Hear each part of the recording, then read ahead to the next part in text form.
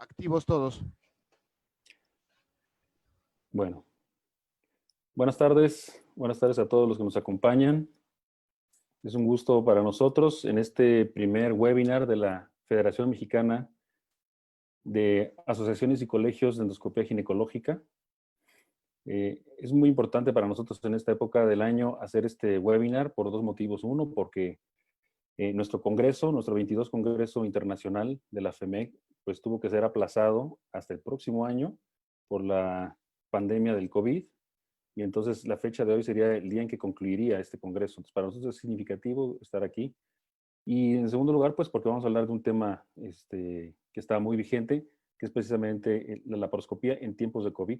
Le puse laparoscopía en tiempos de COVID, no en la pandemia, porque el tiempo de COVID es ahorita y va a seguir por muchas semanas y muchos meses. No sabemos hasta cuánto tiempo, no sabemos hasta que haya un medicamento o haya una vacuna, pues esto va a seguir así y vamos a tener que ir tomando estas recomendaciones, y estas han ido cambiando a lo largo de las semanas y seguirán cambiando. Vamos a tratar de hablar de lo más actual y vamos a estar siempre tratando de estar lo más vigente posible. Y esta es una serie de webinars que tendremos por parte de la FEMEC a través de este año y hasta el próximo año, para que el próximo año de una vez están invitados del 28 de abril al 1 de mayo del 2021. Será el 22 Congreso Internacional de la Federación Mexicana de Endoscopía de Asociaciones y Colegios de Endoscopía Ginecológica. Entonces, el formato de este webinar será 8 minutos por cada presentación, y al final, del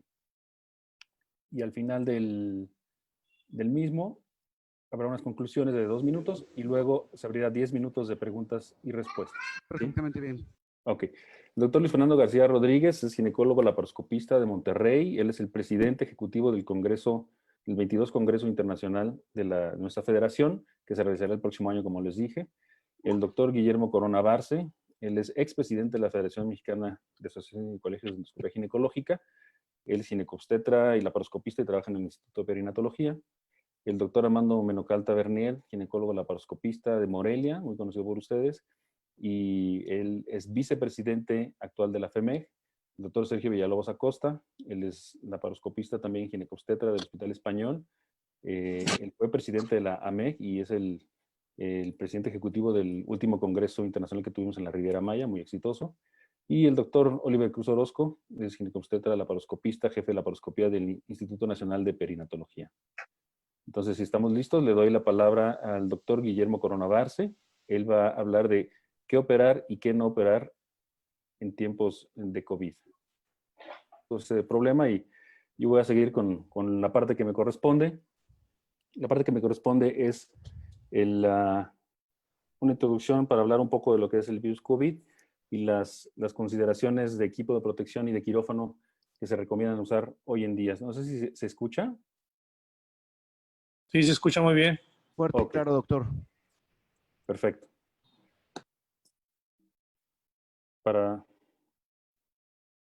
Bueno, el virus se llama SARS-CoV-2, como todos ustedes saben. Viene de Severe Acute Respiratory Syndrome Coronavirus 2, porque ya hubo una epidemia de un SARS-1 en el 2002, hablaremos más adelante.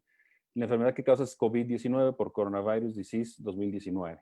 Es un patógeno respiratorio, es un RNA virus de cadena simple y mide de 0.5 a 0.125 micras, y es importante en consideración para cuando se habla de la filtración del mismo. ¿Cómo se transmite? Bueno, hay gotículas que salen cuando uno tose, cuando uno estornuda, que miden aproximadamente más de 20 micras. Como ven ustedes en el esquema, esto puede llegar hasta aproximadamente 1 metro cuando alguien tose o estornuda. Pero también existe la presencia del virus en aerosoles. Estas son microgotículas de menos de 10 micras y se ha visto que hasta 3 horas pueden estar suspendidas en el aire, especialmente en ambientes cerrados. Entonces hay que tener mucho cuidado en este respecto, en elevadores, en lugares cerrados. Y la contaminación, que puede ser directa por las manos o superficies contaminadas, que hasta 72 horas y en algunos estudios hasta más tiempo puede permanecer. Entonces siempre hay que estar limpiando las superficies que tocamos. Ahora, lo que nos atañe a nosotros, el riesgo en transmisión en cirugía. Bueno, se considera que la cirugía es un procedimiento generador de aerosoles. Durante la intubación y la extubación en la anestesia general es una de las partes más importantes de generación de aerosoles, donde se tiene que haber más cuidado, y al final voy a hacer alguna puntualización sobre esto. Ahora, se ha detectado RNA de este virus en tracto gastrointestinal y en sangre, pero no se sabe si es infeccioso cuando se encuentra en una localización extrapulmonar. Entonces, lo más importante es el área pulmonar y cuando hablamos del momento de la intubación, etcétera, las secreciones del paciente. ¿Está en el humo quirúrgico o está en los aerosoles producidos por el neumoperitoneo? Bueno, el humo quirúrgico de la electrocirugía contiene múltiples químicos, tiene células viables y tiene virus. Eh, la importancia, por ejemplo, la experiencia que se tiene de muchos años ya es de los virus hematógenos, por ejemplo, de hepatitis B, de VIH y del virus de papiloma, que no es hematógeno, se han encontrado en este humo producido en la cirugía, en la electrocirugía. Pero no ha habido evidencia de transmisión de esas infecciones de hepatitis B y VIH por este humo. No se ha demostrado tampoco de hepatitis C, ni de VIH, ni de hepatitis B a través de los aerosoles en la laparoscopia y tenemos muchos años haciendo procedimientos y conviviendo con estas enfermedades. Entonces no hay evidencia de que esto pueda pasar en este tipo de virus. Ahora, el virus el coronavirus, el COVID, es un virus respiratorio. ¿Qué antecedente tenemos que podamos decir si nos da alguna seguridad o no? Bueno, el SARS-1, como les comenté, ese apareció curiosamente en China también, en el 2002. El último caso de esto fue en el 2004, reportado. No fue tan extensa la epidemia, por cierto. Hay otra aparición de otro coronavirus que es el MERS, el de Middle East Respiratory Syndrome, que apareció en el 2012 en Arabia Saudita y es muy local. Y el de la influenza epidémica y la estacional, ninguno de estos virus en todos estos años ha demostrado que se transmite por el humo quirúrgico, ni a los cirujanos, ni al personal de quirófano. No hay evidencia convincente de que los virus hematógenos o respiratorios puedan transmitirse a través del humo o la aerosolización del neumoperitoneo. Eso pues, nos debe dar cierta tranquilidad. Obviamente seguirá habiendo estudios. Nos da tranquilidad, pero nos tenemos que seguir cuidando. Tenemos que tener la protección. El equipo más básico de protección personal son los cubrebocas. El cubrebocas quirúrgico que cubre nariz y boca es holgado. Está diseñado para proteger en una dirección, es decir, captura los fluidos corporales de quien lo usa para proteger a la paciente en cirugía. No están diseñados para proteger al usuario y la mayoría no tiene una clasificación de la NIOSH como de seguridad. Hay que, cuando contemos estos o los compremos, que sean el SMS, que tiene triple capa, que es el que funciona verdaderamente bien. Obviamente es para un solo uso. Los de veras que son para protección personal son los cubrebocas o mascarillas o respiradores N95 o superiores. Estos no son holgados, son ajustados. Capturan la 95 es porque capturan el 95% de las partículas de 0.3 micras. La mayoría de las partículas virales, aunque son más pequeñas, este sistema, este mecanismo de los cubrebocas, tienen fuerzas mecánicas y electrostásticas que los detienen. Entonces es seguro utilizarlos. Tiene una capa externa de polipropileno y protege en ambas direcciones, excepto si tiene la válvula. Estos son más cómodos para exhalar, pero no protege al paciente. Entonces, si vamos a utilizar uno de estos, o incluso uno de los que no tienen válvula, yo les recomiendo utilizar un cubrebocas quirúrgico encima para mayor durabilidad. ¿Y eso por qué es? Pues porque la reutilización en los N95 se ha tenido que dar, dado que hay escasez mundial de estos dispositivos. Entonces, la CDC ha dado recomendaciones para su reutilización. Se recomienda que se use hasta por 8 horas de uso continuo. Se pueden reutilizar hasta 5 veces si no está sucio con sangre o si no está dañado. Hay que revisarlos cada vez. Hay que dejarlos guardados por mínimo 72 horas en una bolsa de papel y bien ventilada. No hay que sellarlos con una Ziploc, hay que dejarlos ventilados. Y se pueden resterilizar en los hospitales con peróxido de hidrógeno como el Sterrat hasta 2 veces, pero tiene que ser el modelo que no tiene celulosa, que es este, o se ha resterilizado con luz ultravioleta o calor seco a 70 grados por 30 minutos. No poner alcohol ni hipoclorito porque se disminuye muchísimo la capacidad de filtrado. Entonces, el equipo completo de protección personal, el EPP, es un cubrebocas N95 sin válvula o con un cubrebocas encima, si tiene válvula como este, un gorro que cubre la totalidad de la cabeza y las orejas, lentes, que pueden ser esto, una mascarilla, unos gogles que sellen, es mejor, los gogles que los lentes, o una mascarilla completa que tiene gogles y lentes, y estos tienen unos filtros que se colocan aquí que son equivalentes al N95, duran hasta 40 horas, pero son un poco incómodos para operar. Un cubrebotas impermeable, de preferencia que llegue a la pantorrilla y que selle, como es que están acá, Bata quirúrgica repelente a fluidos doble si es posible. Esto es muy variable y eso vamos a platicar con los demás ponentes que nos van a hablar de su experiencia en cada hospital. Si está disponible, usar una bata doble y usar doble guante también si está disponible. Se utilizan los guantes de nitrilo no estériles primero y con eso se coloca el equipo de protección personal y después los guantes estériles. Así es como se ve la protección personal. Ven ustedes, se puede utilizar de este tipo o en lugares donde hay una alta incidencia, en pacientes graves, pacientes en urgencias, en terapia intensiva, se recomienda también utilizar este tipo de escafandra, aunque para operar sí llega a ser muy incómoda. Ahora, el quirófano ideal que se recomienda, bueno, debe tener presión negativa. Es difícil que lo haya en los hospitales, no es frecuente, pero ¿cómo funciona este? Bueno, viene un flujo de aire que va direccionado de la zona de más contaminación a menos contaminación y hay menor presión atmosférica que en el pasillo. Entonces, de forma que si se abre una habitación de presión negativa o un quirófano de presión negativa, el aire tiende a entrar porque hay menor presión y tiende a irse al filtro, al aspirador. Y el aspirador, si el aire va a recircular, se coloca un filtro de aire EPA. Y si no va a recircular, si va al ambiente, no necesita filtro, pero tiene que estar aspirando constantemente para que haya presión negativa. Y esto hace que esta habitación contiene los contaminantes del paciente que está infectado. Los de presión positiva tienen otra utilidad. ¿Qué tenemos que tener entonces en un quirófano ideal? ¿Cuáles son las recomendaciones? Bueno, tenemos que minimizar el humo de la electrocirugía y la aerosolización del neumoperitoneo porque son potenciales, aunque no se ha corroborado, que pueden ser infecciosos. Usar la menor presión del neumoperitoneo posible, tratar de operar entre 10 milímetros de mercurio hasta 12, disminuir la presión al extraer las piezas quirúrgicas y los trócares. Recuerden, cuando extraemos las piezas, de repente sale disparado el gas y tenemos que disminuir la presión antes de extraer estas piezas o hacer una mini laparotomía para evitarlo. Utilizar la menor cantidad de energía posible, que es la que va a producir el humo, y también de esto nos van a hablar los demás ponentes, cuál es su experiencia y qué es lo que están usando. Y utilizar sistemas de evacuación de humo. Nosotros, por ejemplo, en Ángeles de Pedregal tenemos este Rapid Back de Medtronic, que tiene filtros o EPA, que es de alta eficiencia, o el Ultra Low Particulate, que es el ULPA, filtros ULPA de 0.1 micras. Hoy hay algunos sistemas pasivos que también se pueden utilizar, pero se recomienda siempre tener un sistema de evacuación de humo para minimizar los riesgos. Alguna contemplación sobre, una mención sobre la anestesia, muy importante. No se contraindica la anestesia en pacientes con COVID. La intubación y extubación generan aerosoles. Entonces se debe realizar con el mínimo de personal en quirófano, tal vez nada más la enfermera y el anestesiólogo, o la enfermera y un asistente, y los demás esperar afuera hasta que el paciente esté intubado. Y utilizar, cuando sea posible, anestesia local o anestesia regional, que también sabemos que se pueden hacer procedimientos laparoscópicos con este tipo de anestesia. Esto me lo mandó un amigo anestesiólogo. Ven ustedes la evolución de los anestesiólogos. Estar sentados leyendo el periódico o el iPhone, y ahora están como nosotros extremando precauciones porque así lo debemos hacer. A veces nos pasa esto, que nos preparamos excesivamente, pero nunca está de más estar preparados contra esto, que las indicaciones, como les dije, pues van a ir cambiando. Muchas gracias. Al final de la participación de todos vamos a dar las conclusiones.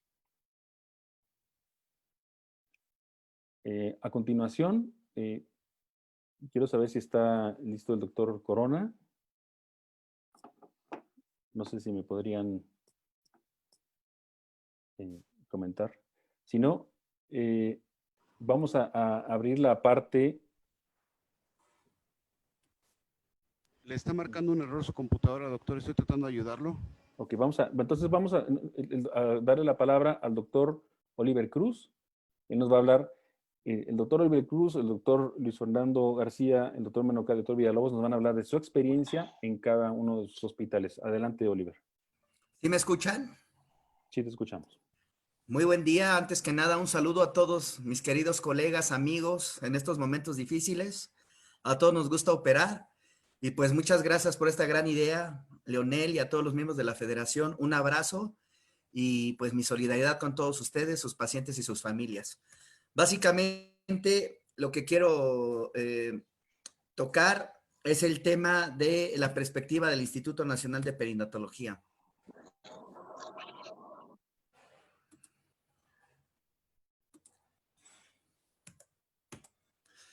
Ok, como ya comentó el doctor Leonel y seguramente en la charla del doctor Corona lo va a retomar un poquito, pues básicamente sabemos nosotros que desde el punto de vista técnico, la laparoscopía actualmente no hay medicina basada en la evidencia en donde pueda contraindicarse esta vía. Hasta que no tengamos, pues, medicina basada en la evidencia y conclusiones robustas, pues no podemos hacer, pues, una postura general. Nosotros sabemos que el Colegio Americano de Cirujanos, prácticamente para la cuestión ginecológica, la indicación nos la da para el embarazo ectópico, torsiones anexiales, ruptura de absceso tubovárico que no responde a la terapia conservadora y el sangrado uterino agudo severo.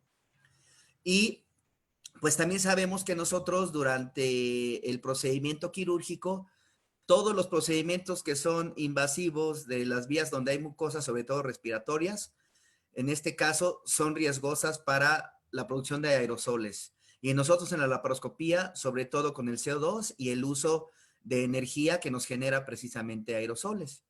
Entonces, hay que tener en cuenta algo muy importante, que debemos de considerar que todas las pacientes en la actualidad son COVID positivas y recomendamos que debemos de utilizar siempre el equipo de protección personal completo.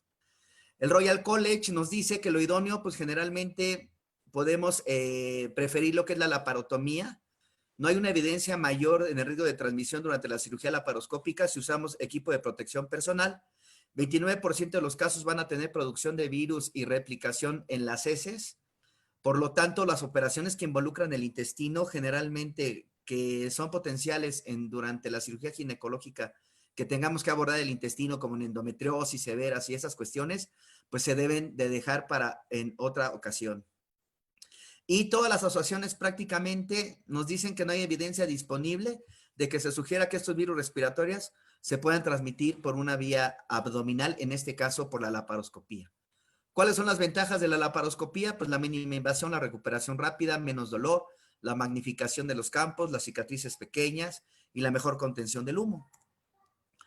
Y como les platicaba, no hay datos suficientes para recomendar a favor o en contra un enfoque abierto contra un enfoque laparoscópico. Aquí, medidas universales, utilizar el equipo de protección y la buena selección de las pacientes. En el ámbito del Instituto Nacional de Perinatología, nosotros tenemos desde hace prácticamente un mes el cambio de los servicios integrales.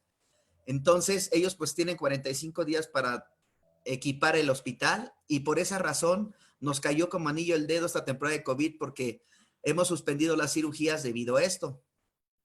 Pero el enfoque que tenemos, porque vamos a iniciar ya los equipos, los tenemos completos en el hospital en los próximos 15 días, el protocolo es el siguiente. Toda paciente que ingresa al instituto por hospitalización o cirugía de urgencia, en este caso se realizará el tamizaje con la prueba COVID en PCR. Afortunadamente en el hospital tenemos la prueba PCR y en 12 horas tenemos los resultados. Toda cirugía debe considerarse de alto riesgo, ya que podría tratarse de una paciente portadora sintomática. Por lo tanto, si la paciente necesita, desde el punto de vista institucional, un tratamiento quirúrgico, ¿sí? Y se sabe que es COVID positivo, ¿sí? La postura institucional es que si hay una emergencia, como es el caso de un embarazo ectópico, como lo comenté al principio, el abordaje debe ser por laparotomía. Si puede darse tratamiento médico, puede optarse por tratamiento médico. En caso de que la paciente se haga la PCR y es negativa, siempre tomar en cuenta la valoración preoperatoria por el cirujano y el anestesiólogo. Ya hemos tenido pacientes que han tenido la prueba negativa y se les han corrido 2 o 3 pruebas y al momento de que se les hace la tomografía tienen neumonía típica por COVID y el INDER en automático las considera COVID positivas. Siempre tomar en cuenta los datos de sospecha clínicos de la enfermedad, tener en cuenta si tuvieron contacto con un paciente COVID positivo en los últimos 14 días o si tuvieron algún viaje y tomar en cuenta que podemos tomar una rayos X de tórax, una tomografía si hay duda y estos exámenes en caso de que tengamos también alguna duda en ese momento. Y las recomendaciones transquirúrgicas, pues los que ya comenta la AGL, uso de dispositivos electroquirúrgicos y ultrasónicos, hay que evitarlos, sobre todo por la generación de aerosoles. La succión laparoscópica debe ser también para eliminar el humo quirúrgico y desinflar la cavidad abdominal al final de la cirugía. Los sistemas de evacuación y filtración que ya comentó el doctor Leroy, de ultra bajas partículas en el aire. Trabajar con presiones intraabdominales bajas, de preferencia por abajo de 10 milímetros de mercurio. Evitar la pérdida de neumoperitoneo. La extracción de tejidos siempre con un escape mínimo del dióxido de carbono. minimizar el spray y la diseminación de gotas de sangre y fluidos, y minimizar la fuga por los trócares. Las AGES prácticamente recomienda hacer incisiones pequeñas en los puertos para tratar de evitar que se pierdan el CO2 por este nivel. Y también se pueden utilizar pues trócares de alta fijación que pueden disminuir también este cometido. Y el filtrado que ya comentó el doctor Leroy, tenemos los sistemas EPA que pueden filtrar hasta 99.97% de estas partículas de hasta 0.3 micrones, o los filtros ULPA que son más eficientes hasta 99.999 con índice de filtración de partículas hasta de 0.5 micrones.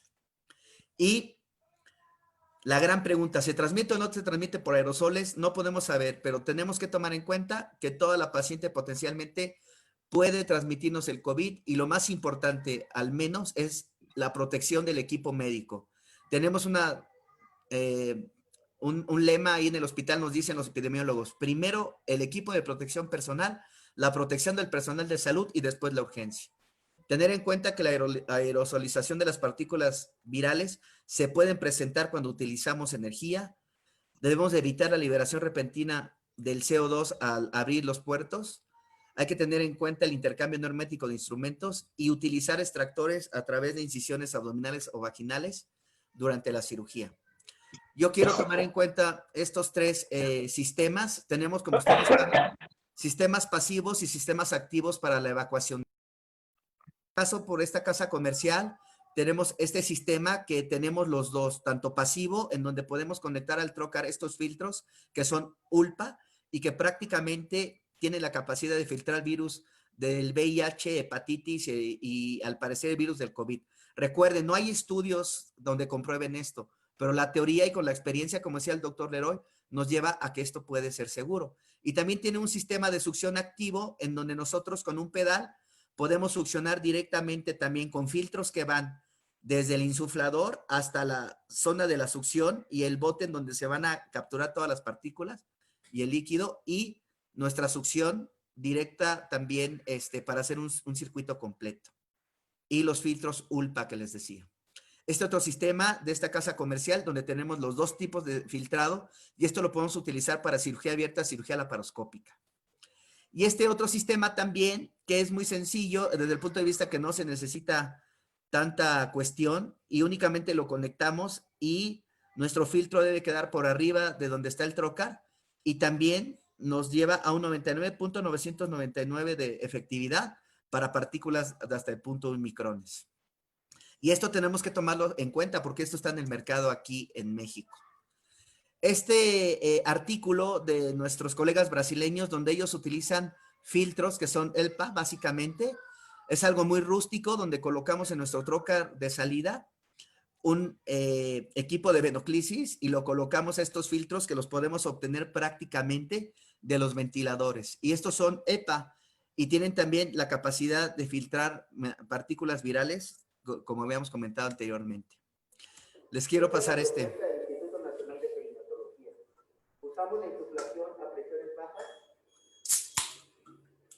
y conectamos la salida a un trocar accesorio en donde vamos a tener un sistema de filtración RT019, que es lo que se utiliza prácticamente en las máquinas de anestesia. Esto, como ustedes saben, puede tener una capacidad de filtración de partículas hasta de 0.1 micrones. Y esto va conectado también a una solución con hipoclorito de sodio o laurisulfato de sodio, en donde prácticamente también se van a filtrar las partículas por medio de la succión. Y esta succión va a pasar de manera segura hacia el medio ambiente al sistema de hospital con este doble sistema. Esta es la propuesta de nosotros. Hicimos la propuesta de los amigos brasileños con una propuesta también que han hecho en los hospitales privados como el Hospital ABC de Santa Fe, en donde colocamos una solución con lauril sulfato éter de sodio o con hipoclorito de sodio y tenemos un doble sistema, la salida del trocar a través del filtro EPA y otro sistema de burbujas en donde la manguera está sumergida en la solución y de aquí ya prácticamente el gas se filtra hacia la toma del hospital normal. Hablando de estos dos filtros, como les comentaba, se utilizan en la ventilación. Los mejores son estos, tenemos dos tipos mecánicos, en donde tienen microfibras cerámicas, que son prácticamente de alta efectividad. Eso se utiliza para la protección de los pacientes en los sistemas de ventilación asistida. Y estos que son prácticamente electrostáticos, que utilizan microfibras de polipropileno, pero que también son efectivos. Esto es una propuesta de nosotros. Digo, nosotros ya hemos trabajado con el ASPilot de Stores, hemos trabajado también con los equipos de Cooper Surgical y de COVID-19, pero bueno, en algunos centros, sobre todo donde tenemos colegas en donde no pueden tener de momento este tipo de equipos, esta es la experiencia que les compartimos, tomado en otros colegas, no es algo original de nosotros, pero es una buena propuesta para que también tengan protección ustedes.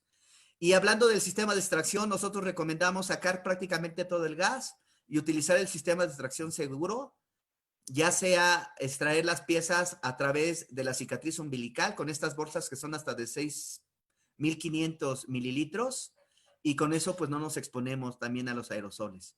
Y cuando son piezas más pequeñas, pues la ruta de utilizar estas bolsas de 10 o de 5 milímetros, tratando de sacar todo el CO2 al momento de que ya vamos a sacar la pieza por el trocar. En la cuestión de anestesia, pues ya dijo el doctor Leroy, prácticamente pues no hay nada escrito. Los artículos chinos dicen que la mejor vía es la anestesia general, sobre todo para evitar que el paciente esté exhalando aerosoles al momento del bloqueo peridural. Y también pues la anestesia neuraxial no se recomienda por el riesgo de la neuroinfección.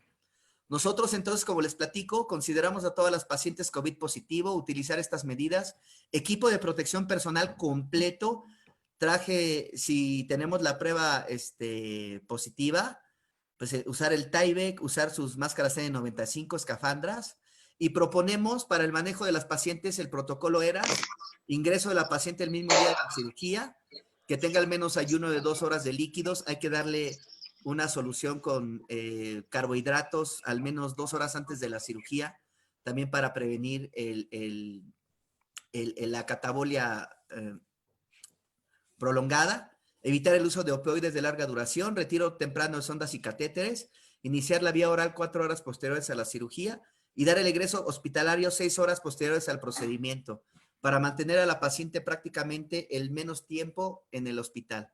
Entonces nosotros vamos a iniciar prácticamente ya en la próxima semana el manejo de urgencia, y este protocolo ERAS y el protocolo de protección personal que les comento lo vamos a mantener durante nuestras cirugías en los próximos 3 meses. Muchas gracias y esperamos para la sesión de preguntas. Le cedo la palabra al doctor Leonel Leroy.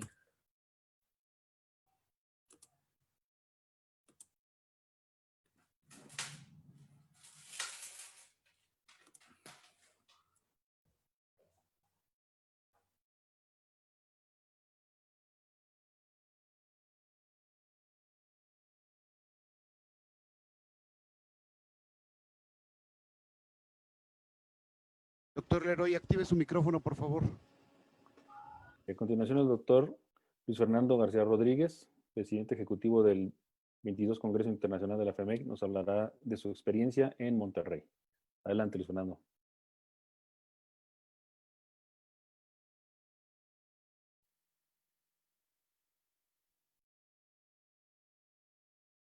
¿Me ven ahí? Sí.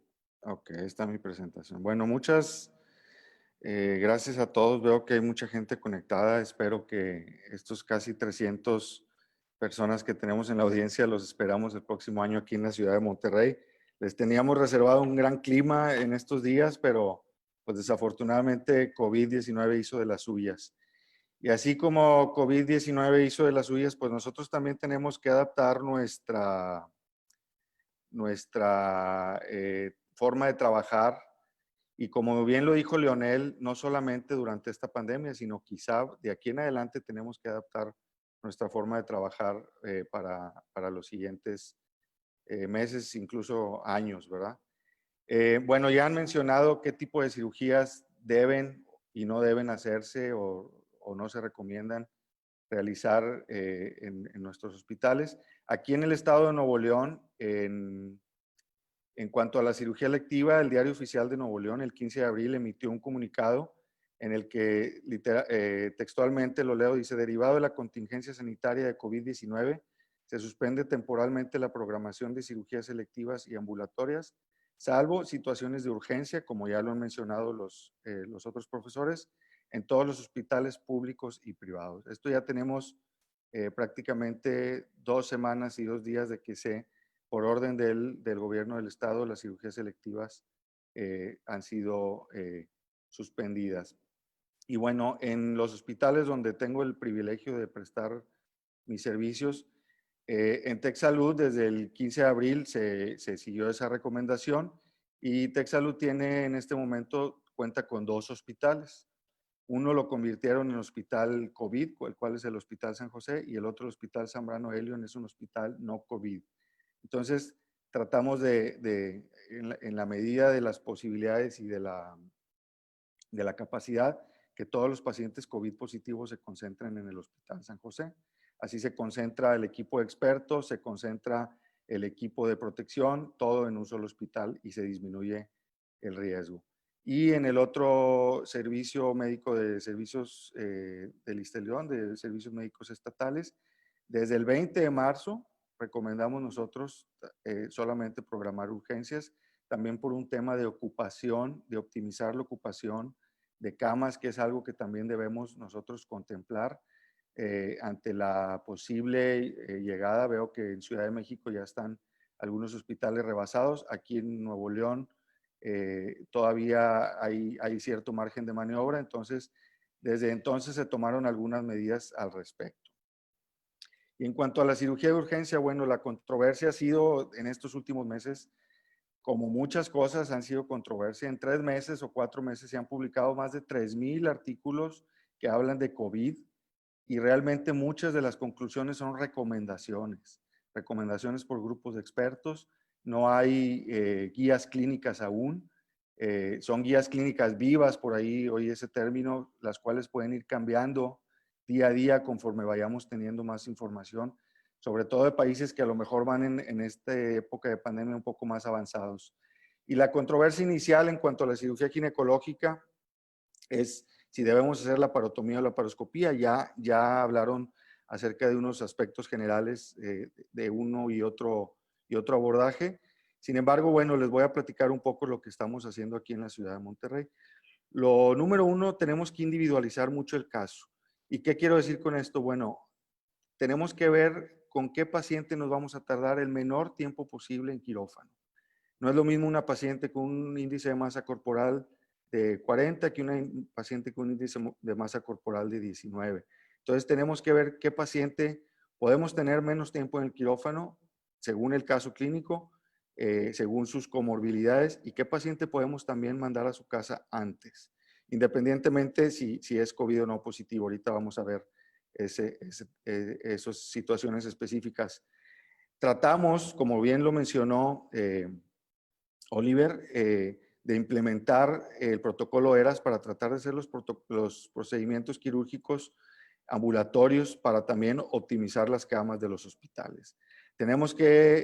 Debemos tener mucha comunicación con nuestro equipo de anestesiólogos para ver cuál es la técnica anestésica que ellos puedan recomendar para también tener el menor tiempo posible a estas pacientes en el quirófano, en recuperación, disminuir su morbilidad quirúrgica y en caso de que nosotros hayamos decidido hacer una laparoscopía, pues ofrecerle todos estos beneficios de la mini invasión.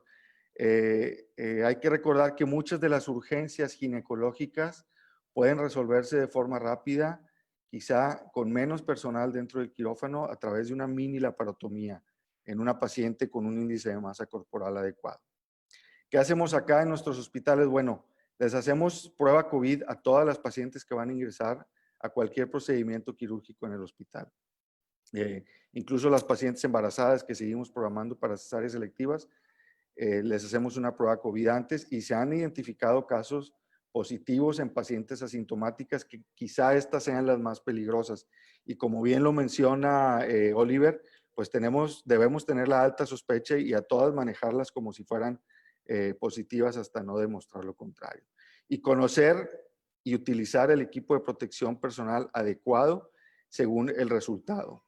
Los hospitales de TecSalud también hicieron un equipo de expertos de respuesta COVID, tanto para la atención, obviamente, de la cuestión en terapia intensiva, etcétera, pero también para la atención en procedimientos obstétricos y en procedimientos ginecológicos.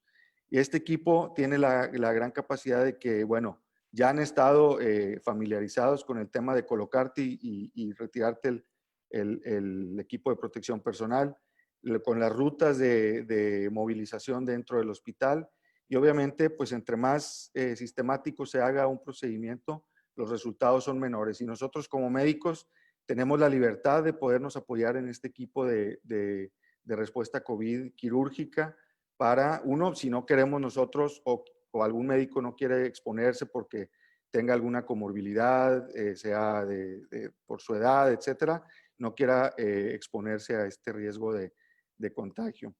Y bueno, contamos con los equipos de protección personal que ya bien mencionó Oliver, pero yo quisiera mencionarles un poco, reforzar, vamos a tener dos tipos de pacientes que vamos a meter a quirófano. Uno es que la urgencia es tal que no alcanzamos a tener un resultado de COVID en nuestro expediente. Entonces es una paciente que se va a someter a un procedimiento quirúrgico sin un resultado de prueba COVID.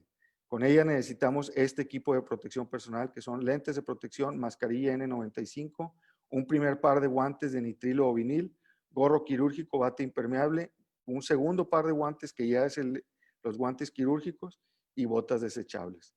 Y para las pacientes que ya conocemos que es COVID positivo y que tienen que someterse a cirugía, es muy parecido. Sin embargo, también lo adecuamos con una careta completa con doble filtro para evitar el contagio del personal en el quirófano. Y bueno, una vez que estamos en el quirófano, que decidimos operar a una paciente, vamos a considerar cuál es la mejor vía para cada paciente. Quizá, a lo mejor una torsión de un quiste en una paciente de un índice de masa corporal, una masa móvil sin antecedentes quirúrgicos, una paciente de un índice de masa corporal de 19, 20, pudiera ser una mini laparotomía, una técnica muy rápida en la que pudiéramos nosotros también no tener la necesidad de que exista más gente o más personal en el quirófano, como técnicos de la torre de laparoscopía, etcétera. Aquí algo muy importante que también, bueno, el Tec Salud es un hospital que entrena estudiantes, entrena residentes y entrena residentes de alta especialidad en laparoscopía, que vamos a disponer nosotros en este momento, en esta etapa de la pandemia crítica, de los cirujanos de mayor experiencia disponibles. ¿Sí? Hemos tratado de entrar 2 cirujanos laparoscopistas al mismo tiempo y en este momento, desafortunadamente, y para los que nos gusta la enseñanza y estamos muy inmersos en estos tipos de programas, pues los programas de enseñanza pasan a un segundo plano. Es incluso una recomendación también de los programas de fellowship de la AGL. Como bien lo dijeron los profesores que me antecedieron, nadie entra durante la inducción de la anestesia, la intubación y la extubación. El personal se mantiene fuera del equipo, fuera de la sala de quirófano y entra solamente para el tratamiento quirúrgico en sí. Y como una recomendación del hospital es que no permanezcan más de 6 personas en la sala de cirugía.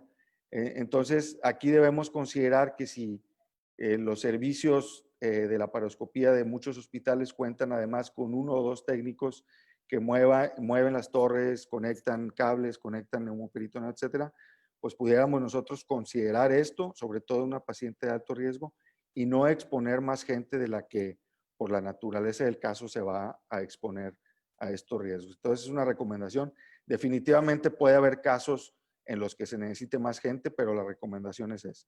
Entonces aquí residentes, fellows y estudiantes a veces los pasamos un poco a observar desde fuera o de primer ayudante solamente uno de ellos. Como bien ya lo mencionaron, bajas presiones de neumoperitoneo. Nos gustan los trocars de fijación avanzada que evitan que se fugue el neumoperitoneo durante la cirugía. Tratar de utilizar, y si se puede no utilizar la energía para evitar la aerolización, es muy recomendable. Por ahí hay algunos colegios, sobre todo en el inicio, que recomendaban más la cirugía abierta, Hay que recomendar que el simple Bobby, el simple lápiz de cauterio puede causar aerolización y ese vapor, ese humo no se puede contener y se libera completamente en la sala. Y bueno, quizá también debemos hacer más uso de suturas y de endoloops para control hemostático en algunos casos. La extracción contenida, aspirando todo el CO2, el uso de filtros, no liberar el CO2 por los trócares libres en la sala y usar la succión para aspirar todo el neumoperitoneo antes de terminar. Algunos programas de entrenamiento están ahorita en pausa porque pues, el número de cirugías se están disminuyendo, sobre todo los programas avalados por la Asociación Americana de Laparoscopía Ginecológica. Algunos están teniendo incluso dificultad para llegar a sus metas de números de casos y tienen dificultad para graduarse. Entonces, debemos también, esto nos ha venido a afectar también un poco la cosa académica. Tenemos que adecuar los programas para que la gente que está en entrenamiento pueda completar su número de casos mínimos. Algunos lugares en Estados Unidos donde hay programas de entrenamiento, Chicago, Indiana y Pittsburgh, ya van a reanudar pronto la siguiente semana la cirugía electiva, siguiendo todas las recomendaciones que hemos mencionado. Desafortunadamente, bueno, nosotros no tenemos la opción de hacer home office. Tenemos que salir a trabajar, tenemos que salir a enfrentarnos a los pacientes, al riesgo. Quisiéramos trabajar de esta forma, pero pues no es posible. Entonces debemos de tomar todas las precauciones posibles que nuestro hospital nos provee, ¿sí? E incluso debemos, ante estas precauciones también, tenemos que adaptarnos a los cambios.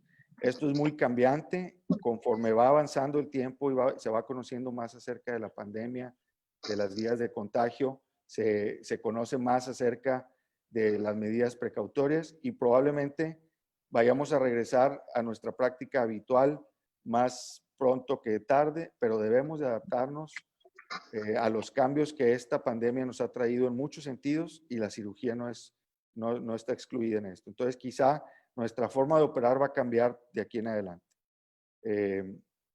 Bueno, pues les agradezco mucho. Felicidades al doctor Leonel por esta gran iniciativa de estas webinars y espero verlos, a todos los que se conectaron el día de hoy, espero verlos aquí en Monterrey. Les teníamos un gran clima este año y les prometo el mismo clima para el próximo año. Gracias a todos y saludos a todos los amigos que están aquí conectados.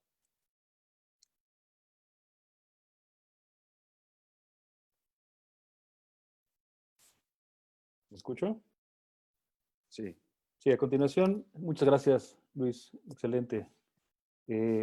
La siguiente plática le corresponde al doctor Armando Menocal. Como les mencioné, el doctor Armando Menocal, laparoscopista ginecobstetra de Morelia, vicepresidente de la Federación Mexicana de Asociaciones y Colegios de Endoscopía Ginecológica, a compartirnos su experiencia. Adelante, Armando.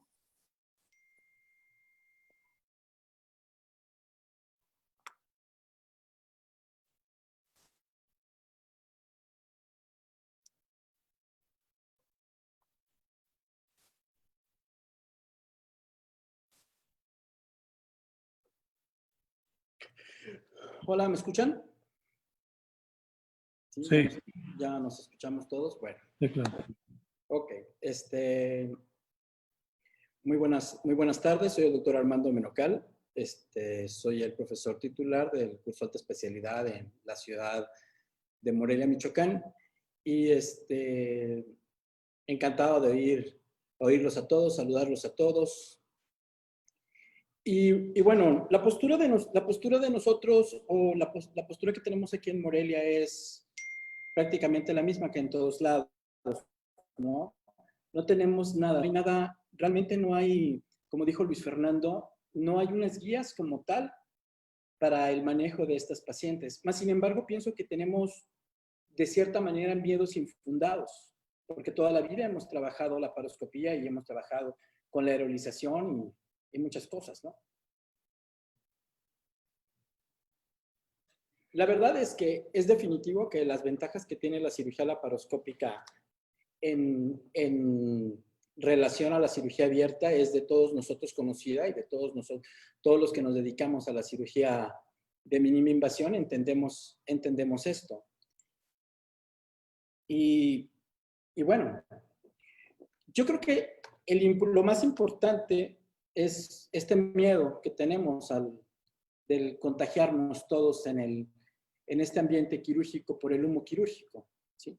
Y si bien sabemos que el humo quirúrgico es una colección de partículas suspendidas en el aire procedentes de la destrucción térmica de los tejidos y hueso, ¿sí?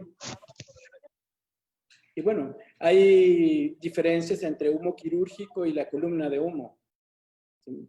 Y todo tiene que ver con el tamaño de las partículas. Nosotros habitualmente cuando utilizamos armónico o láser, vamos a encontrar mayor cantidad de partículas en este humo quirúrgico. Y algo que es importante es, por ejemplo, los otorrinos que trabajan con láser CO2. Se ha detectado una mayor incidencia de pólipos y de papiloma nasal cuando están trabajando este tipo de pacientes. Y en la electrocirugía vamos a tener partículas de menor tamaño, ¿sí? Bueno, es importante, ¿no?, que este humo quirúrgico va a tener sangre, partículas de tejido, bacterias, DNA, RNA viral. Y bueno, algo que a mí me ha llamado mucho la atención desde que empezamos con esto de la pandemia es que el hecho, en nuestro hospital nos suspendieron la cirugía laparoscópica. Las indicaciones de las autoridades es: no se puede operar cirugía de mínima invasión ginecológica en el Hospital de la Mujer de Morelia. Más sin embargo, en el Hospital Ángeles, que es donde nosotros desarrollamos nuestra práctica privada, hemos operado algunas pacientes por cirugía laparoscópica, todas ellas por una urgencia absoluta. Hemos operado ectópicos, pacientes para citorreducción por un cáncer de ovario, cáncer de endometrio, que no puede esperar, ¿sí? Y bueno, no hemos estado lidiando con virus respiratorios a partir de este coronavirus, ¿sí? Ya lidiamos con la epidemia del MERS, ya lidiamos con la epidemia del SARS y ahora con esta epidemia nueva del coronavirus. Sabemos que la transmisión es a través de la aerolización al momento de toser, en las gotitas de flush, ¿sí? Y bueno, yo creo que esta es una parte importante. En este momento no está documentada de ninguna manera que se haya detectado la presencia o el RNA viral del coronavirus en el humo quirúrgico. Es un virus respiratorio. Y aunque la presencia que tiene del RNA viral es en una carga viral muy pequeña en la sangre y mayor concentración en las heces, hasta este momento no hay documentada de que este virus Entonces, esto es algo que a nosotros es interesante para nosotros, porque entonces yo quiero pensar que cuando nosotros operamos en este humo quirúrgico, realmente puede no haber riesgo de una contaminación, ¿sí? Hemos lidiado con la influenza, con el SARS, y no se ha detectado RNA viral en sangre, por ejemplo, en este tipo de virus respiratorios. Y no está documentado el aumento en el riesgo de contagio a través de esta vía. Hemos operado pacientes con influenza, se han operado pacientes con MERS, ¿sí? Y en ningún lado no hay hasta ahorita artículos que hayan documentado el hecho de que nosotros podamos haber una mayor incidencia de contagio en los equipos quirúrgicos de estas infecciones virales. Y bueno, el punto es que, por ejemplo, los virus que sí se transmiten a través de vía sanguínea, como el VIH, la hepatitis B, la hepatitis C, a pesar de que el RNA viral sí se ha detectado en el humo quirúrgico, no está documentado un aumento en el riesgo de la transmisión por esta vía. Y eso es muy interesante, ¿sí? Entonces, un virus que sí se transmite a través de la sangre, no está documentado el aumento en el riesgo. Y un virus que es respiratorio, que en el momento en que nosotros hagamos o trabajemos tejido, a lo mejor puede no estar presente en ese humo quirúrgico. ¿Sí? Ya hablaron todos del screening preoperatorio, del PPE, de las estrategias quirúrgicas, del riesgo de arielización, del riesgo de que el equipo quirúrgico se infecte en el quirófano y que este neumoperitoneo pueda ser un riesgo para todos nosotros. También es cierto que vivimos en un país donde es diferente el trabajo en los quirófanos dependiendo del hospital donde nosotros trabajamos, ¿sí? Estas son las recomendaciones que nos dieron a nosotros en el Hospital Ángeles cuando empezó la pandemia con todos los equipos de protección personal. Entonces, esto es equipos de protección personal en hospitales de primer mundo, en hospitales que cuentan con toda la tecnología y que cuentan con toda la infraestructura para podernos cuidar. Es cierto que en los hospitales de salubridad, en los hospitales del seguro, en el ISSSTE, muy pocos de los médicos tienen acceso a este tipo de protección, ¿sí? Cualquiera de nosotros que trabaja en institución o los médicos que trabajan en institución se darán cuenta que no todos podemos llegar a tener este tipo de protección. Es muy diferente operar en el Ángeles del Pedregal, en donde tienes todo el equipo de protección y tú decides si operas un paciente por una urgencia o decides darle el beneficio de la cirugía de mínima invasión o no. ¿Sí? Estas son algunas imágenes de nosotros en el hospital, operando en el Hospital Ángeles de Morelia. ¿Sí? Tenemos equipos de protección, doble bata, guantes de nitrilo, los guantes estériles, el N95, la careta. Bueno. Seguramente más de alguno de ustedes ya operó a algún paciente por alguna urgencia laparoscópica, ¿sí? Y se dará cuenta que utilizar todo este equipo puede llegar a ser muy complicado para en el momento de nosotros poder operar a una paciente, ¿sí? Después de una cirugía que se puede extender un poco, puede llegar a ser muy incómodo estar trabajando, o el que se ahuman los lentes, que no podemos ver, ¿sí? Y este es el equipo de protección con el que nosotros trabajamos. De la izquierda es mi anestesiólogo en el Hospital Ángeles, y los de la derecha son 2 anestesiólogos en el Hospital de la Mujer. Nosotros en el Hospital de la Mujer, la diferencia, en cuanto a lo que ustedes platicaban del manejo de las pacientes por laparoscopía, nosotros, el 95% de las pacientes aquí en Morelia se manejan con bloqueo, ¿sí? No utilizamos, los anestesiólogos habitualmente no utilizan anestesia general para manejar este tipo de pacientes, ¿sí? Y obviamente ya oímos todas las recomendaciones que hay en todos lados, lo que platicó Oliver, lo que platicó Luis Fernando. Pero esto que trato de enseñarles es básicamente lo que nos ocurre en la vida real, lo que nos está ocurriendo aquí en México, ¿sí? Porque yo no me puedo comparar o no puedo hablar de cómo trabaja un médico en Estados Unidos, en Inglaterra, porque no es lo mismo. Mas, sin embargo, platicando con varios amigos míos que se dedican a este tipo de cirugías en otros países, Humberto Dionisi en Argentina dice, nosotros no tenemos PPE. Yo opero con un N95 y con unos gogles, ¿sí? En Chile lo mismo. Amigos míos como Fernando Heredia, como el doctor Edison Kraus, operan de esa manera. Anteriormente platicaba con Marcello Ceccaroni en Italia y bueno, llegó un momento en que la cantidad de pacientes y la cantidad de trabajo que tuvieron fue que empezaron a tener faltantes en los equipos de protección. Y hoy en día operan únicamente con un N95 y con unos gogles. Y eso es interesante para que nosotros podamos pensar qué vamos a hacer más adelante. Tarde o temprano tendremos que aprender a convivir con esta pandemia, ¿sí?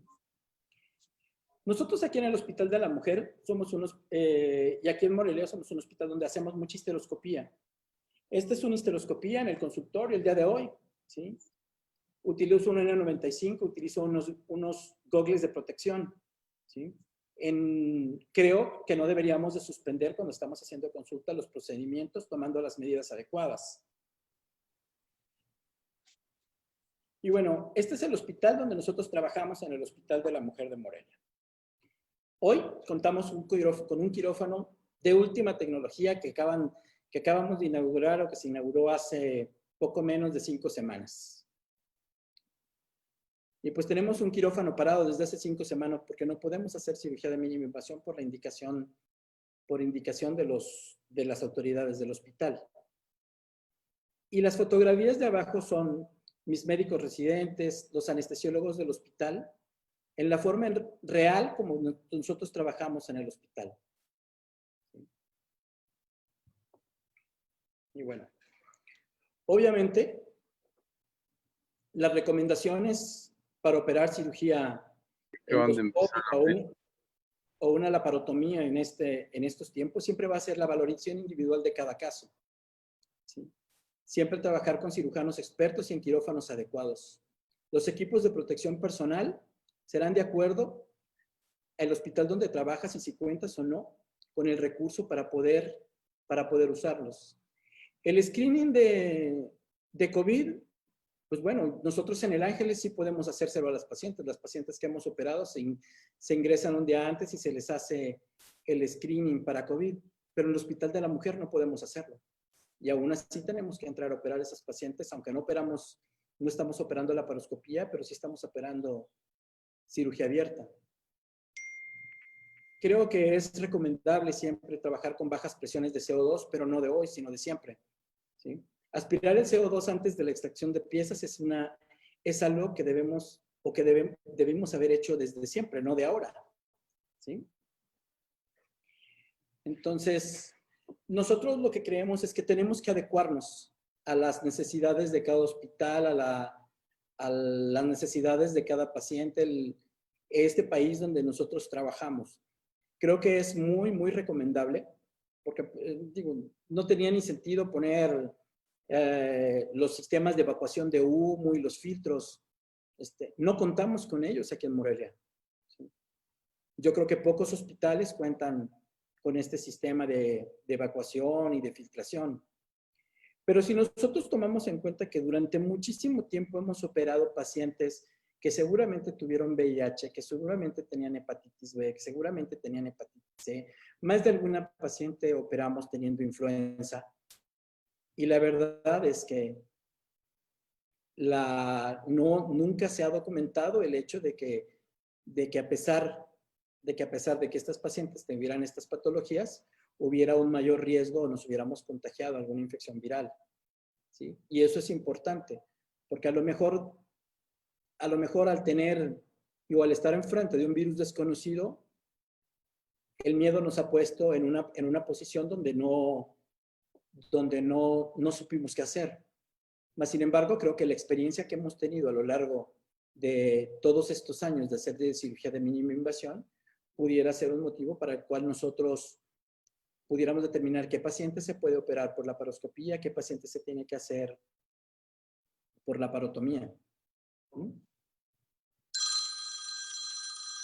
Y bueno, esta foto que se las dejo que es muy importante porque todo esto que les he hablado es de la experiencia personal de nosotros, que finalmente era el tema, no una disertación acerca del COVID, sino de la experiencia que tenemos nosotros, en laparoscopía aquí en nuestro medio. El de la fotografía es de Suiza, es el doctor Marco Sober, ¿sí? Y él sigue haciendo cirugía mínimamente invasiva, ¿sí? Y él entra a operar de esa manera, ¿sí? Entonces es bueno que sepan que no nada más nosotros aquí, que a veces es importante ver qué están haciendo también en otros países y que en otros países, al igual que nosotros, no operan con equipos de protección personal y tratan de tener los mejores cuidados para tratar de que la aerolización no nos dañe, para tratar de controlar el neumoperitoneo. Yo estoy firmemente convencido que es más fácil controlar el neumoperitoneo en un ambiente controlado, como es en una cirugía laparoscópica, que en una cirugía abierta. ¿Sí?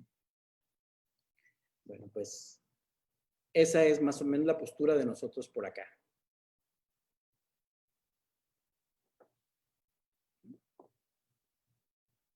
Muchísimas gracias, Armando.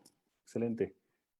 Y ya por último presentamos al doctor Sergio Villalobos, laparoscopista muy reconocido por todos, quien fue el presidente ejecutivo de nuestro último congreso en la Riviera Maya, con gran éxito y con mucha experiencia. Él nos va a hablar de su experiencia en el Hospital Español y su experiencia en general. Muchas gracias, Sergio. Adelante. Gracias a todos. Un saludo a todos y gracias por conectarse, estar aquí, hablar de este tema, como bien decían mis antecesores, de moda, aunque más que de moda, de efecto en toda nuestra práctica, tanto pública como privada y para el resto de nuestra cirugía y de nuestra vida. A mí me toca hablar un poco de la experiencia en el Hospital Español de México, un centro privado, en donde pues hemos seguido operando. Este centro, afortunadamente, gracias a las políticas de los directivos y de los jefes, como el doctor Francisco Fernández, ha dividido el área en dos áreas, un área COVID y un área no COVID. Y desde aquí un poco quiero transmitir qué estamos haciendo, qué se está haciendo para tratar de identificar a los pacientes COVID, no COVID, poder seguir operando con el mínimo riesgo, con disminuir el riesgo, no sin perder de vista que pues cualquier paciente puede tener el riesgo de estar infectada. Entrada un poco también compartiendo con mis compañeros este hecho de decir si todo se tiene que hacer por la laparotomía, si ya no se debe hacer la laparoscopía como se dijo en un inicio por algunas AGLs, etcétera. Yo lo veo como cuando Magic Johnson en 1991 tuvo el virus de SIDA y entonces se empezó a decir que se podía contagiar por el sudor y nadie quería jugar con él. Y entonces, desde ese punto de vista, siento también que fue una reacción de alarma, de decir, a ver, nadie nos queremos infectar. Y si nadie nos queremos infectar y el virus está en el aire, pues dejemos de tener aerolización y dejemos de tener estos sustancias en la cirugía, que lo más seguro es que si el gas está entrando a un cuerpo pueda salir. Pero como todos dijeron, no hay una evidencia en que el virus esté en el gas o en el aire de la cavidad abdominal. Se ha demostrado en heces, se ha demostrado en sangre, se ha demostrado en vías aéreas, pero no se ha demostrado en cavidad abdominal o en el aire que sale. Por lo tanto, en este escrito que se dio por la AGL, dicen si vale la pena, si no vale la pena, si estamos exagerando o no estamos exagerando. Por lo pronto nosotros no hemos dejado de operar, aunque sí hemos tratado de bueno, lo que no es de urgencia o lo que tiene que ir difiriendo. Este es el protocolo que se está usando actualmente en el Hospital Español. El doctor Bernardo, espero que me lo he compartido y por permitirme compartirlo con ustedes, en el cual lo que se está haciendo es que si una paciente tiene una programación, como ven acá arriba, lo primero que tenemos que ver es que si es una urgencia o no es una urgencia. Si es una urgencia, la vamos a atender en urgencias públicas como una urgencia, se estabiliza la paciente y tomamos una prueba de PCR para COVID-19 en cuanto llega. Afortunadamente en hospitales como el nuestro y muchos de los de ustedes, pues podemos tener una muestra en 6, 8, 10 horas cuando mucho, y entonces eso nos da cierto tiempo para poder decidir qué hacemos y qué no hacemos. También tenemos que analizar que tiene que ser de una forma urgente. No es de una forma urgente, podemos esperar el resultado ejecutivo y después veremos del COVID y después veremos la PCR si es positiva o no.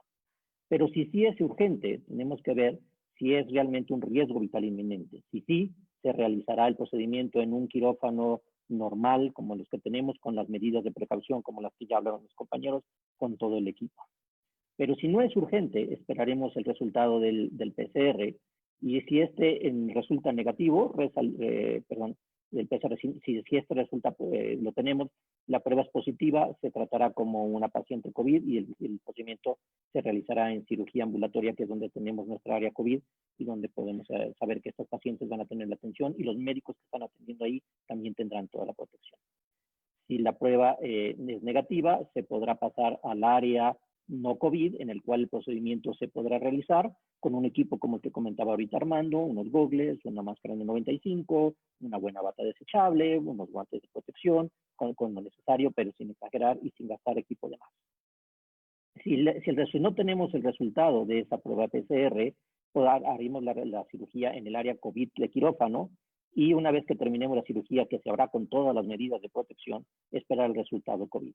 Si la prueba COVID es positiva, entrará ya a su ingreso en área COVID para su manejo postoperatorio. Si la prueba es negativa, entonces podrá ingresar a un piso no COVID con el resto con sus cuartos privados y sin una atención tan exagerada.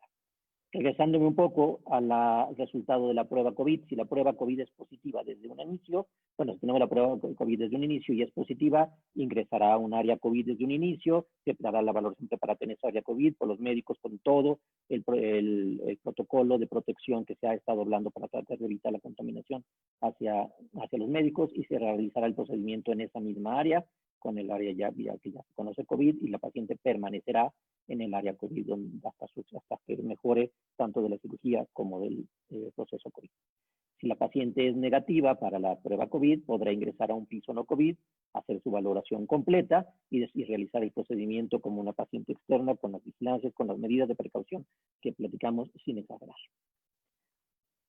Muy bien, un poco hablando de qué estamos haciendo en el hospital, pues como todos tenemos medidas de precaución, y entre las medidas de precaución que estamos tomando cuando hacemos estas pacientes no COVID es una precaución máxima o personal mínimo al momento de la intubación y extubación con nada más el anestesiólogo y la enfermera que lo está asistiendo durante este procedimiento. Después entra el resto del equipo quirúrgico, tratando también de mantenerlo el mismo.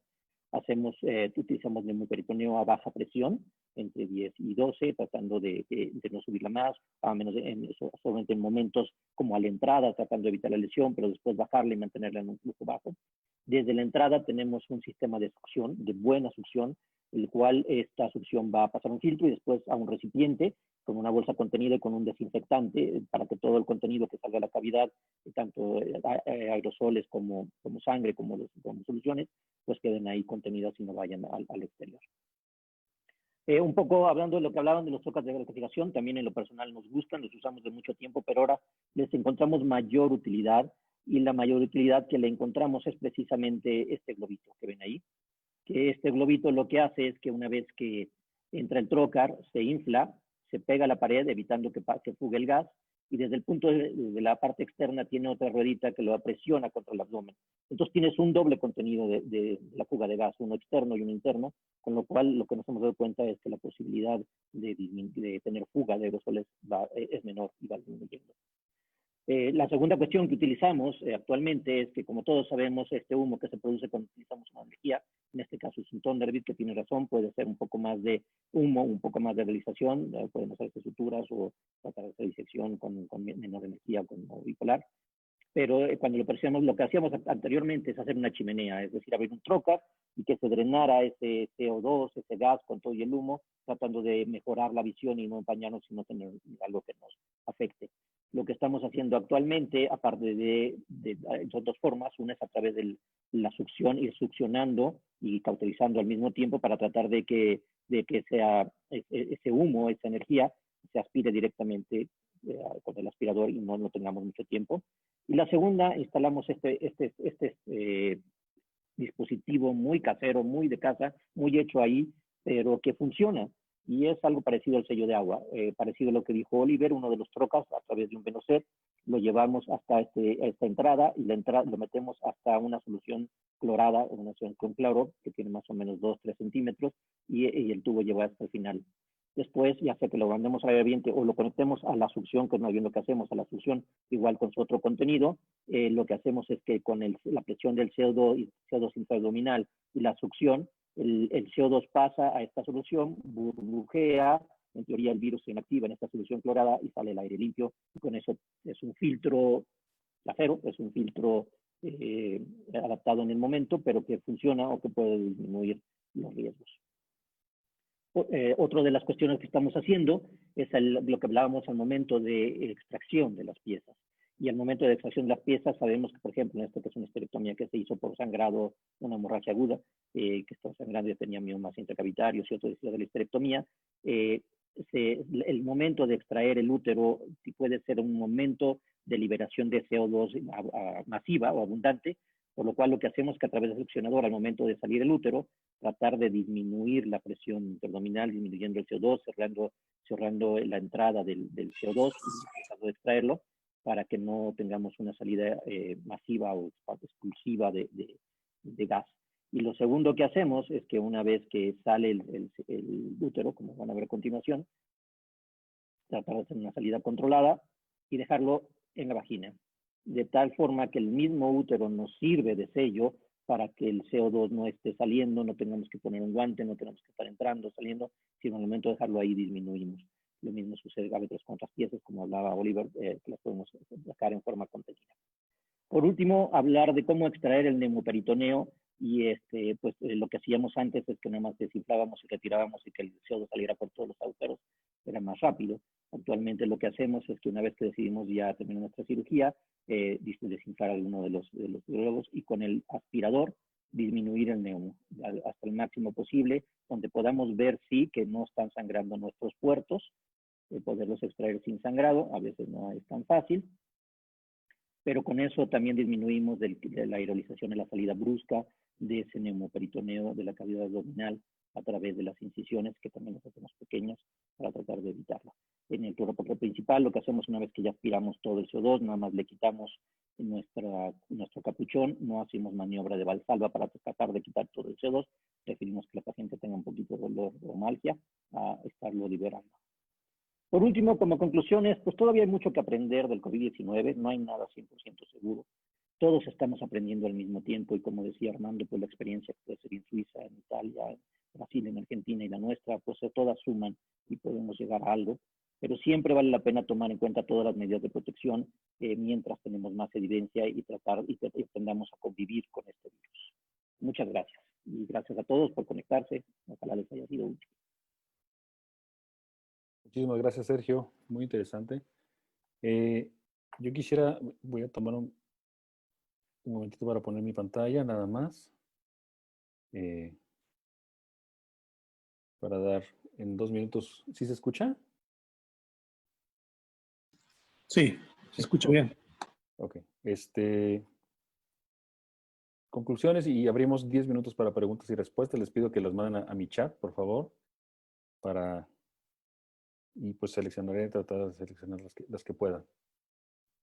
Como recomendaciones generales en la laparoscopía en tiempos de COVID, bueno, debemos de pensar qué es lo mejor para los pacientes, pero también, como se mencionó, debemos pensar en la seguridad del equipo médico, el equipo quirúrgico, son procedimientos generadores de aerosoles y hasta que sepamos más y tengamos más evidencia, tenemos que protegernos. Entre más protegidos estamos nosotros, más podemos ayudar a nuestras pacientes. Tener equipo de protección personal completo, ya se dijo las limitaciones y experiencia que se tiene en cada lugar, hacerlo como se hace en cada lugar, pero tratar de tener lo más que se pueda. Evacuar el humo de cualquier forma que se pueda hacer, no solo por esto, como se mencionó anteriormente, ya hacerlo como una práctica rutinaria, porque además tiene muchos químicos que son cancerígenos y además otros virus que pudiera haber. Hay que extremar precauciones, completar la valoración prequirúrgica según el tiempo y según los recursos de cada lugar, ya se mencionó eso. Si no es posible la valoración, aunque sea la paciente asintomática, considerarla como que puede tener COVID. Es COVID positivo esta paciente. No hay evidencias para limitar o restringir la cirugía laparoscópica o preferir la laparotomía. La indicación debe ser elegir la vía que otorgue la recuperación más rápida, con menores complicaciones y menor estancia intrahospitalaria, de acuerdo a los recursos regionales y locales, hacer lo mejor para la paciente y proteger a tu equipo quirúrgico. Muchísimas gracias a todos, un saludo y gracias por participar con nosotros. Resguárdense y por favor esperamos preguntas, 10 minutos para preguntas y respuestas.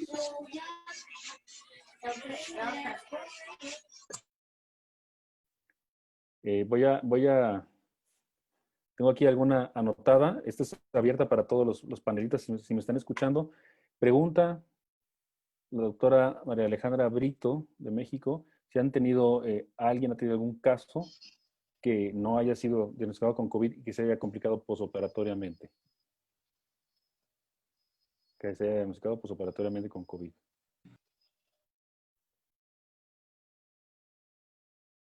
Nadie, Bueno, ¿verdad? bueno, en Monterrey no.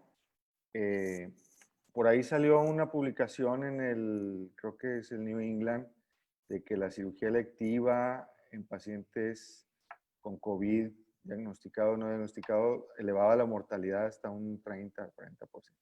Entonces fue un artículo muy impactante para todos, nos hizo replantearnos la necesidad de operar en este momento, pero si le dabas una buena leída a ese artículo, te dabas cuenta que realmente esa mortalidad elevada en pacientes con comorbilidades, como está pasando en pacientes con COVID en general, ¿verdad? No hemos tenido ningún caso. Yo creo que, como todo, muchas cosas en medicina, individualizar cada caso y buscar lo mejor para el paciente y para la protección del equipo. Pero no, al menos en Monterrey no hemos tenido casos que se compliquen después a causa de COVID. Muchas gracias. También preguntaban por ahí el doctor Rodrigo Vázquez, un gusto que nos estés escuchando, Rodrigo. Nos preguntaba de si no tenemos un quirófano con presión negativa, ¿qué se puede hacer? Los quirófanos con presión negativa tienen que tener un flujo de entrada por el aire de la ventilación y un flujo de extracción. si por momentos en los quirófanos se puede suspender el flujo de entrada normal y dejar la aspiración si es que se tiene, y generalmente sí la tienen, y puede funcionar como presión negativa en forma temporal. Simplemente lo que pasaría es que dejaría de tener la ventilación del aire acondicionado.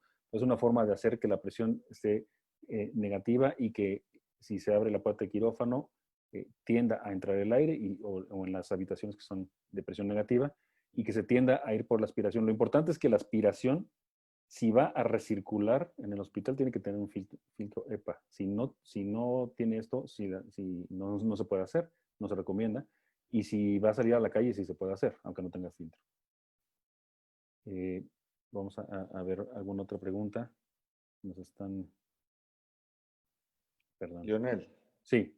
Mira, por ahí vi una pregunta en cuanto a el consentimiento, que si se exime alguna responsabilidad del médico ante una urgencia real o todo lo contrario, se le puede fincar una responsabilidad por peligro de contagio. Nosotros revisamos ese tema en TechSalud y la verdad es que el consentimiento incluye o debe incluir posibilidad de infección. Entonces, lo revisamos con un grupo de abogados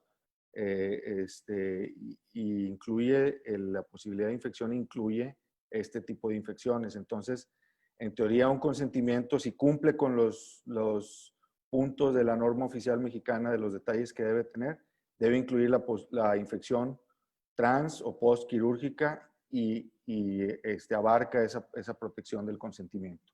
Claro que debemos de explicarlo siempre, ¿verdad? Pero es una pregunta importante que nos surgió mucho y con la asesoría de algunos abogados nos resolvieron este tema. Muchas gracias. Leonel, hay una pregunta al doctor José Luis Beltrán. Sí. Nosotros tuvimos la experiencia de una paciente obstétrica en el instituto, en donde se hizo una resolución del embarazo por vía abdominal.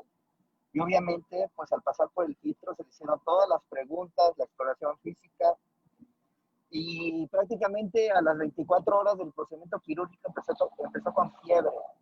Se corrieron 3 muestras de COVID de PCR, las cuales fueron negativas, y la paciente prácticamente a las 8 horas empezó con datos clínicos de neumonía típica. Se hizo la tomografía y en la tomografía tenía estigmas prácticamente de infección por COVID-19. Entonces, prácticamente lo que se consideró con el INDRE es que a pesar de que tenía las 3 PCRs negativas, únicamente con el diagnóstico tomográfico fue más que suficiente como para catalogarla COVID positivo. Y esa experiencia les decimos porque aquí en epidemiología, en este caso, con esta paciente se verificó que todavía hay cepas de COVID que prácticamente pueden ser diferentes y que aquí en el caso de esta paciente no se pudieron detectar. Lo mismo pasa con las pruebas rápidas. Las pruebas rápidas lo que detecta son anticuerpos IgG y realmente para que puedan estar positivos tienen que pasar hasta 3 semanas. Por eso nosotros tomamos en cuenta la universalidad de manejar a todos los pacientes como si fueran COVID positivo. Y eso nos genera también la cuestión de si vamos a usar equipo de protección personal. Porque el equipo de protección personal completo hay que usar el traje de Tyvek completo, los guantes, botas, máscara N95, escafandra, gogles que sean también impermeables. En algunas instituciones se cuenta, en los hospitales privados, pues también se cuenta, pero eso incluye un gasto pues muy alto para las pacientes. Pero yo les recuerdo a todos, ahorita lo importante es proteger al escudo humano, que es el equipo de salud. Por eso tomar en cuenta una buena selección del paciente y considerarlos para, pues, medida general para todos, que todos pueden ser COVID hasta demostrar lo contrario. Y si tenemos la disponibilidad de la tomografía, pues también, si hay duda y hay sospecha clínica, aunque tenga la PCR negativa, claro que está indicado a realizar el estudio. Saludos a todos. Gracias, Oliver. Claro que sí. Hola. Perdón, Lionel. Adelante, adelante, Armando. Bueno, en cuanto a lo que comenta José Luis Beltrán, saludos, José Luis, hasta Toluca. Gracias, igualmente. ¿Sí? Yo creo que hay que individualizar, yo creo que lo más importante es individualizar los casos. Una cosa es un paciente que llega con sintomatología, que tiene una urgencia quirúrgica y tiene sintomatología de presunción de COVID. Otra cosa es una paciente que llega sin sintomatología de COVID, aparentemente sana, ¿sí? Aunque todas las pacientes debemos de manejar potencialmente como pacientes COVID, Por ejemplo, yo a una paciente que llega por un ectópico roto al hospital y no tiene ninguna sintomatología, no tendría ningún sentido hacerle una tomografía. Si la paciente satura bien, si la paciente está en buenas condiciones, en condiciones generales estables, pero su problema es una urgencia quirúrgica, yo creo que no tendría razón de hacerle la tomografía. Más sin embargo, si una PCR, si cuentas con ella. El problema, como yo les comentaba, es que tenemos que adecuarnos al medio donde vivimos, ¿sí? Yo creo que es imposible utilizar PPE siempre. No hay manera, no existen tantos, ¿sí? Entonces tendrán que destinar esos equipos de protección personal para aquellos casos en los cuales esté justificado operarlos. Y vuelvo al tema de la plática de mi presentación. El problema es que siempre hemos operado pacientes que potencialmente tuvieron alguna infección viral. Está documentado y no está documentado hasta este momento que hayamos tenido un riesgo mayor de contagiarnos por el acto per se de la cirugía. Es muy diferente lo que pasa en la cabeza de la paciente cuando el anestesiólogo está trabajando, que él trabaja la vía aérea o está más en contacto con eso. Es muy diferente. Yo creo que el anestesiólogo sí tendrá que entrar siempre con todas las medidas de protección, pero nosotros estamos aislados hacia el área y nosotros estamos en ese ambiente controlado que tenemos del neumoperitoneo. Es más fácil controlar esa salida de esos gases que en una cirugía abierta, ¿sí?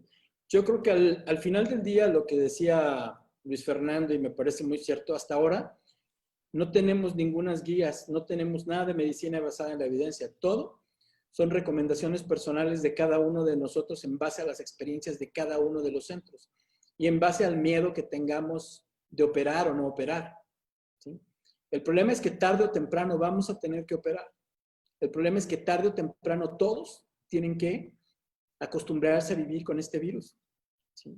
Y entonces aquí vendrá la pregunta, ¿realmente nosotros va a llegar un momento en que todas las pacientes tengan que entrar a operarlas con un traje de protección personal? Yo creo que no, ¿sí? Yo creo que más bien hay que empezar a individualizar muy bien los casos y a tratar de elegir las cirugías en el mejor momento posible. No, tarde o temprano va a pasar que todas estas cirugías selectivas que no estamos operando se van a urgenciar. La miomateosis va a sangrar, el quiste se va a romper, ¿sí? Y habrá cirugías que no podrán esperar. Pues bueno. Pues muchos saludos, José Luis. Si me permite, José Luis, yo también un poco... Igualmente, saludos a todos. Si me escuchan, complementando un poco, creo que en el español esta área que han puesto intermedia, en que puede ser no necesariamente COVID y no necesariamente no COVID, sino una área intermedia mientras tienes un resultado de una PCR, puede ser algo muy beneficioso para lo que tú preguntabas si después se hace positiva o no se hace positiva, o si parece que no tiene síntomas y después sí. Aún así sabemos que esta PCR no es al 100% certera, tiene una posibilidad de fallo y una ventana de fallo del 30% y una ventana de hasta 5 o 7 días que puede salir negativa y después volver a salir positiva. O sea que aún así no estamos exentos. Pero si tratamos de nuestros hospitales tratar de disminuir el contagio, las zonas COVID y no COVID lo más posible, puede ser que ese sea un futuro que nos pueda ayudar. La posibilidad de hipoxemia. Sí, totalmente de acuerdo.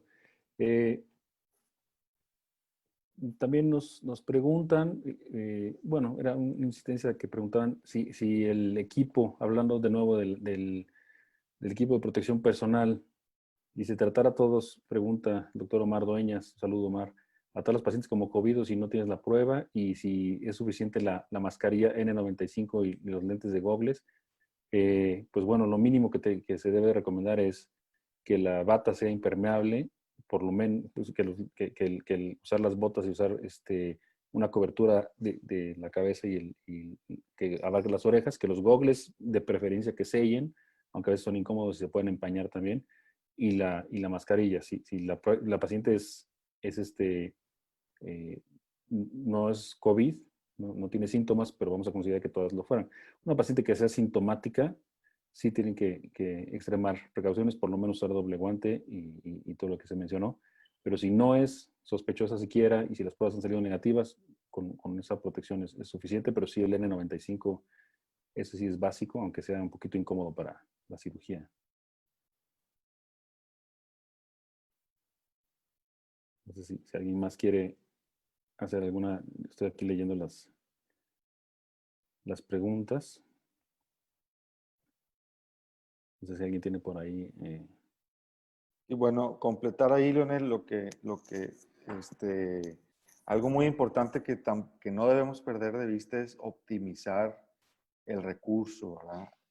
Tampoco estaría justificado usar la máxima protección en una paciente en la que tenemos una prueba negativa, ¿verdad? Entonces, la optimización de los recursos, hemos visto que incluso países como Estados Unidos, con todo el dinero del mundo, se están quedando sin equipo en algunos hospitales porque la utilización del día a día los consume. Entonces, utilizar el equipo de protección personal, el avanzado, vamos a llamarlo así, solamente en el caso confirmado de COVID. Y otra cosa que hay que tomar en cuenta, por ejemplo, si dejamos internado al paciente y está en una zona COVID y debemos pasar la visita y protegernos con un equipo de protección personal, hemos implementado también una visita remota, ¿sí? Que pues es un dispositivo acá que le llaman, pues es un robot que pasa visita, por decir algo, a las áreas COVID, para una cirugía a lo mejor en la que la posibilidad de una complicación postquirúrgica es muy baja porque todo salió muy bien, o sea, digamos, un ectópico en el que hizo una salpingectomía y no hubo problema, podemos echar mano de la visita remota, que no tiene que ser un dispositivo muy avanzado, puede ser una videollamada y pedir, interrogar al paciente, ver los signos vitales y no desperdiciar un equipo de protección personal para usarlo solamente 5 minutos o 10 minutos, ¿verdad? Entonces, la visita remota en el posquirúrgico puede ser una opción, seleccionando el caso. Incluso también en algunos foros se ha hablado de qué casos y qué casos no, la consulta prequirúrgica remota tiene cierta validez o no, ¿verdad? Ahorita estamos echando mucha mano de la tecnología y de envíame las imágenes por PDF y entonces omitimos un poco desafortunadamente tiene que ser así por optimizar el recurso, pero omitimos un poco el contacto cara a cara con el paciente antes del quirófano y después del quirófano. Hay que tener mucha precaución en eso, pero sí optimizar el recurso de protección. Ok. Pues muchas gracias. Yo creo que con esto damos por terminado este primer webinar de la FEMED. Les agradezco mucho por su atención. Quiero hacer un breve comentario nos están muchos amigos, muchos conocidos de toda la República Mexicana, les agradecemos. Y además tenemos amigos que están fuera, el doctor Alejandro Meix de Perú, el doctor Rodrigo Vázquez de Ecuador, el doctor Campuzano de Ecuador también, el doctor Dueñas de West Virginia, tenemos doctores de Venezuela y tenemos de toda la República. No podría terminar de saludarlos a todos. Les agradecemos. Esperemos su retroalimentación y les estaremos informando de los siguientes webinars que tendremos en un futuro. Cuídense y seguimos en contacto. Muchísimas gracias a todos los profesores. Gracias. Saludos.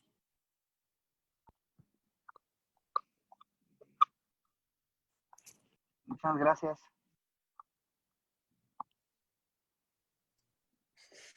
Saludos a todos. Gracias. Gracias. Muchas gracias, desde España. Yo quería preguntar si no están usando plaquinol como profilaxis, una cada 12 horas, o 2 a la semana. ¿En pacientes asintomáticos o pacientes sospechosos o en todos los pacientes? Médicos, nosotros médicos, o profilaxis, la hidroxicloroquina. No conozco de ningún grupo que lo esté tomando. No sé si alguien sepa esto. No lo estamos usando como preventivo. Porque hemos leído algunos artículos acá en Ecuador, Jorge Chehab les saluda, buenas tardes, que como profilaxis, para no tener una enfermedad tan agresiva en caso de que nos contagiemos, se toma una dosis de hidroxicloroquina, 200 miligramos, 2 veces por semana. Con eso, pues no evitamos contagiarnos, pero sí eventualmente podemos evitar que la infección no sea tan agresiva en nosotros que adquirimos. Bueno, ¿Alguien tiene experiencia con eso? no, no tenemos. Yo no La sé realidad si es que alguien aquí lo no, está. en algunos otros lugares está usando la vermetacina también como preventivo, pero la realidad es que no hay nada todavía 100% probado como preventivo o como para disminuir los riesgos. La experiencia es que de todas maneras en todo el mundo la igual. Gracias. Vamos a investigarlo. Doctor Meis, ¿verdad? Fue el que preguntó. Doctor ¿Aló? No es que no se ve la imagen. Doctor Leonel. Jorge de Ecuador. Ah, de Ecuador, ok. Un saludo a todos, muchas gracias. Saludos, Leonel.